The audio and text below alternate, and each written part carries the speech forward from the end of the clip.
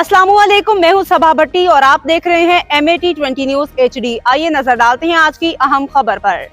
खबर शामिल करते हैं चक नंबर 48 से। हमारे नुमाइंदा सरफराज अहमद खान से 5 फरवरी यौम यकजहती कश्मीर के मौका पे पाकिस्तान कौंसलेट हांगकॉन्ग के ज़रिए एहतमाम पाकिस्तान क्लब हांगकॉन्ग में एक तकरीब का इनेकाद किया गया, जिसकी सदारत कौंसल जनरल रियाज अहमद शेख ने की। तकरीब में चेयरमैन सहारा वेलफेयर कमेटी चक नंबर 48 चौधरी शहजाद अहमद तारड़ ने भी शिरकत की और पाकिस्तानी कम्यूनिटी की कसीर तादाद ने शिरकत की।